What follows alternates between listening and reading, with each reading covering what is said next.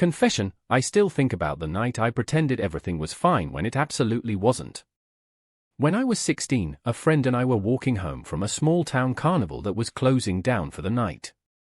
It was one of those empty rural roads where the streetlights don't quite reach the corners and everything looks a little unreal in the dark. We heard someone crying before we saw anything.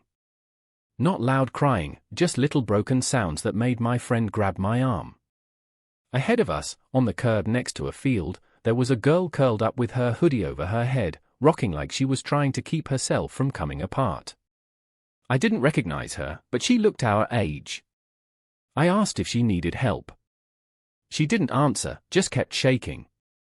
My friend whispered that we should leave her alone because something felt off. But leaving her there felt worse, so I crouched down and said I could call someone. She looked up for 1 second. Her face was streaked with smeared mascara, but what scared me wasn't the crying. It was the total emptiness behind it. Like she wasn't really seeing me, just looking through me. She finally spoke. 1 sentence. "Don't tell anyone you saw me." Then she stood up and walked into the field.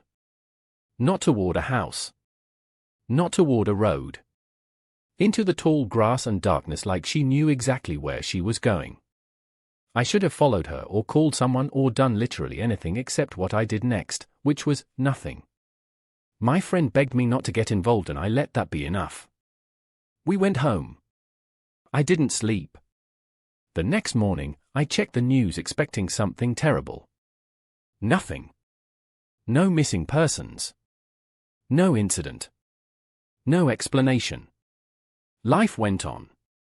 Everyone forgot. Except I didn't.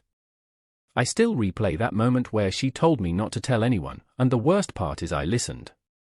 I obeyed a stranger who looked like she was drowning from the inside out. I don't know what happened to her.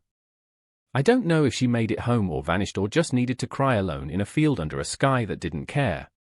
But I do know that I chose the quiet path because it was easier, and it still sits in my chest like a stone that never erodes.